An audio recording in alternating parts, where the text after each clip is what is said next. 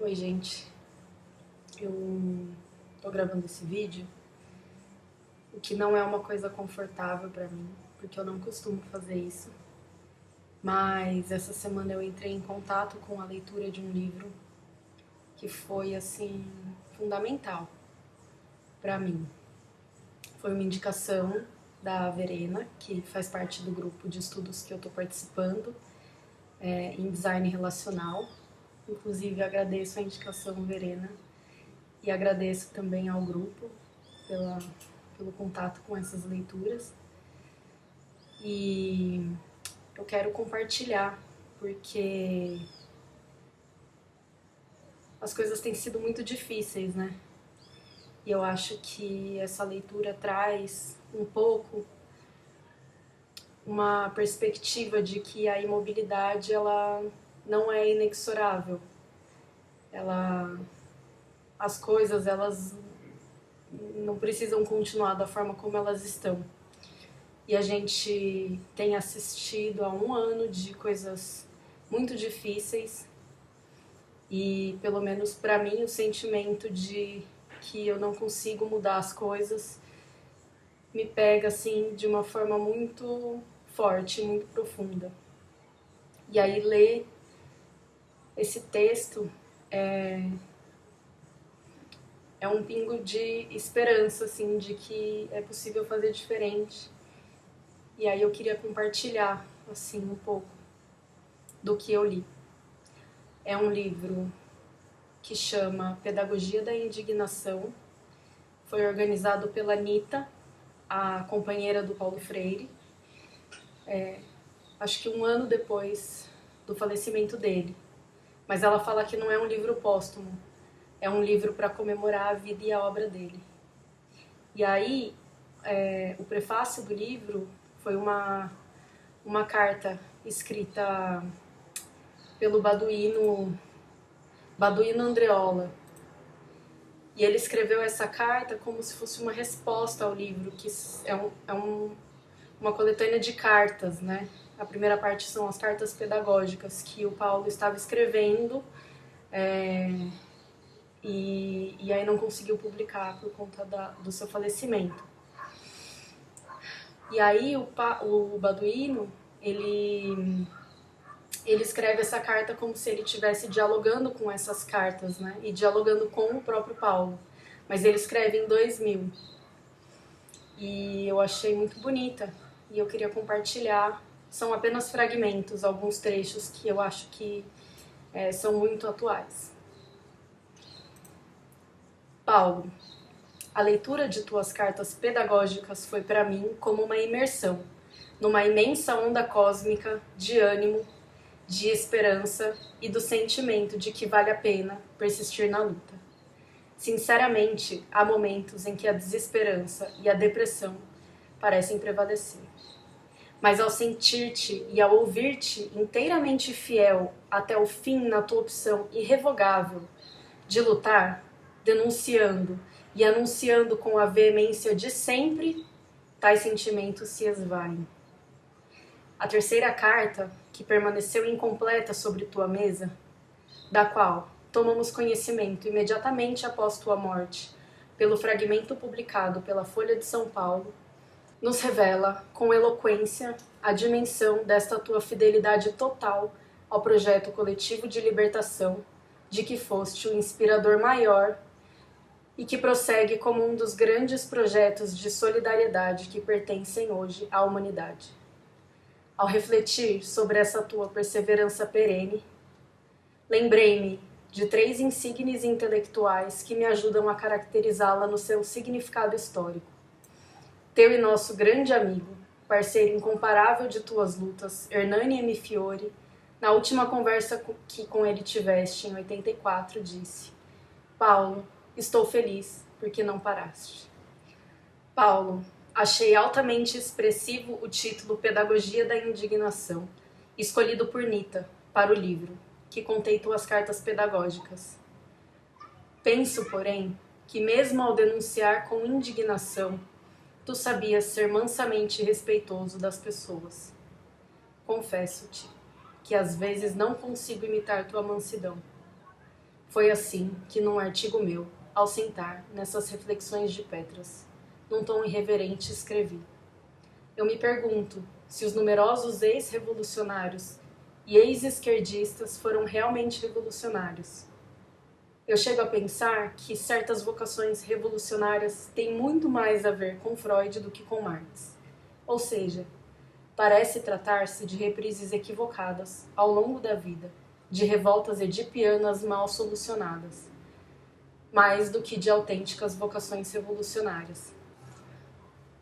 Não posso delongar-me em detalhes. Nomearei alguns ainda dos temas novos e dos novos enfoques de temas por ti já abordados amplamente. Se não é novo o tema da ecologia, é novo o enfoque e a ênfase com que o tratas. Falas do amor ao mundo no contexto do amor à vida, desafiado por tua santa e veemente indignação perante o espetáculo cruel e desconcertante de 5 adolescentes brincando de matar, barbaramente, em Brasília, Galdino, o índio Pataxó. O tema da ecologia está intimamente associado ao da ética, que perpassa tuas cartas da primeira à última página. Da mesma maneira que perpassa na minha leitura, como tema central, ideia geradora, tema-chave, o teu livro Testamento, Pedagogia da Autonomia.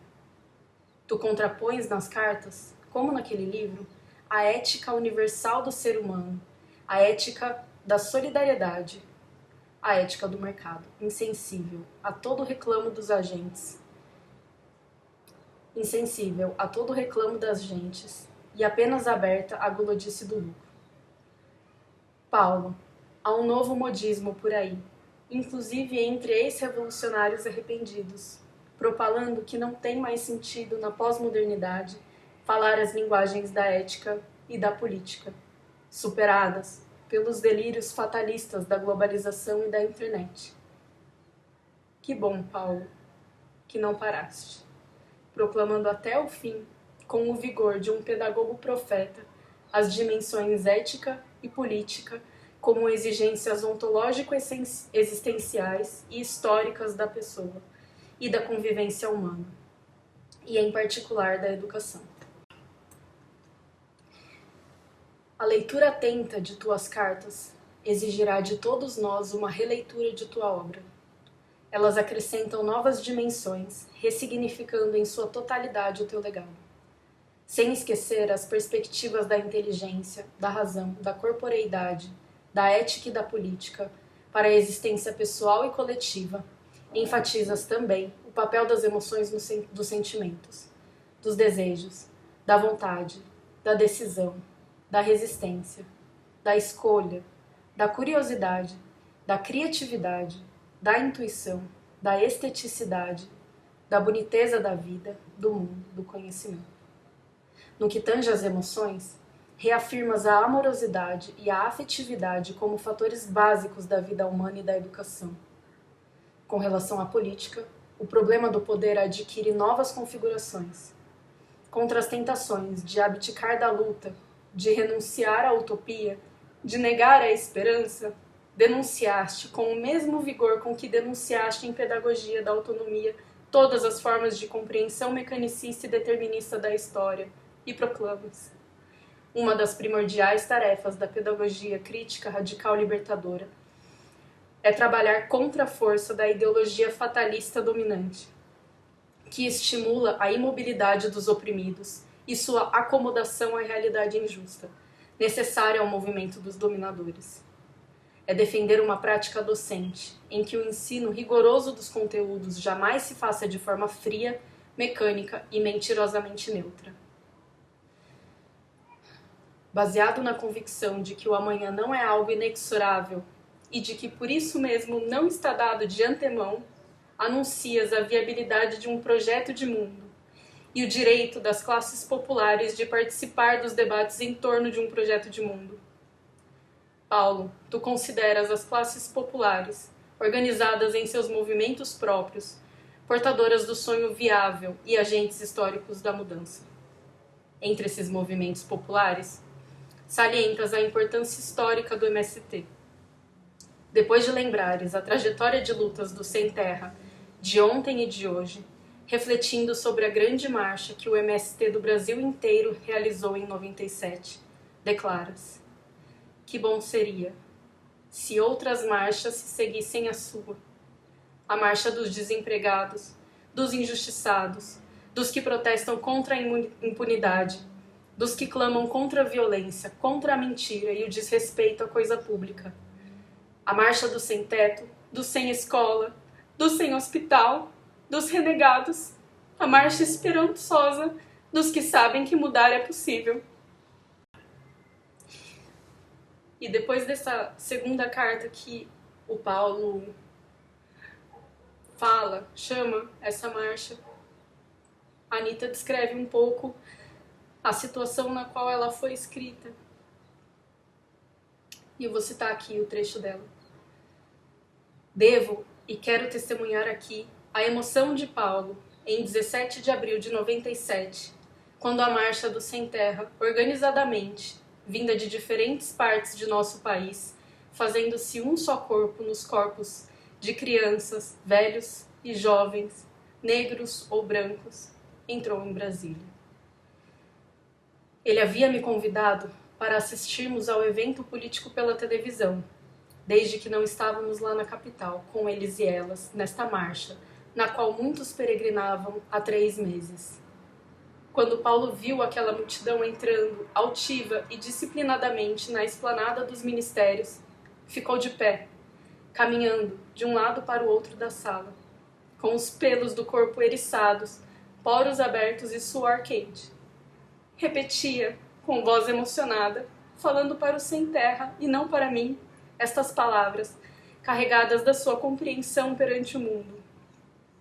É isso, minha gente, gente do povo, gente brasileira. Esse Brasil é de todos e todas nós. Vamos em frente, na luta sem violência, na resistência consciente, com determinação, tomá-lo para construirmos, solidariamente, o país de todos e todas, os que aqui nasceram, ou a ele se juntaram para engrandecê-lo. Esse país não pode continuar sendo de poucos. Lutemos pela democratização desse país. Marchem, gente de nosso país. Paulo terminou esta segunda carta nesse mesmo dia. Nela, convocou outras marchas. Com a humildade habitual não disse, sequer mencionou que esta marcha também tinha suas raízes na sua compreensão de educação libertadora. Que os movimentos sociais brasileiros ganharam, não só o MST, indiscutivelmente, consistência nas suas praxes através do que ele, Paulo, propôs no seu trabalho teórico, antropológico, ético, ideológico, político, educacional. Propôs com a sua vida. E aí o Baduino finaliza. Se a tua voz, Paulo, fosse uma voz solitária, a esperança se tornaria difícil. Alegra-nos ver-te situado num processo histórico de grande envergadura. Tenho certeza plena de que todos os grandes mestres citados acima e dezenas de outros assinariam o que escreves-te em tuas emocionantes cartas pedagógicas. Elas lançarão luzes novas sobre os caminhos de milhares de educadores e de muitos milhões de pessoas no mundo inteiro que, inspirados na tua obra, lutam para a construção histórica de um novo projeto de humanidade.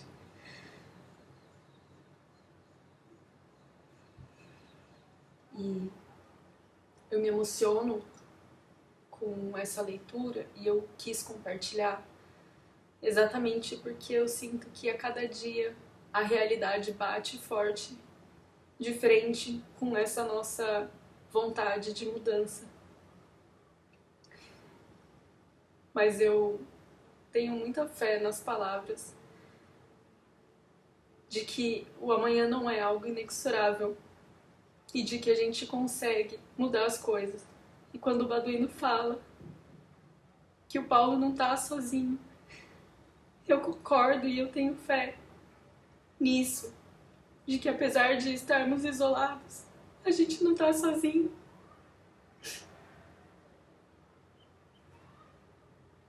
E a gente precisa acreditar nisso e acreditar que a gente tem força para mudar esse hoje que parece ser inexorável e imóvel, mas que não precisa ser, e que a gente pode ter esperança nesse novo projeto de mundo mais justo e mais humano.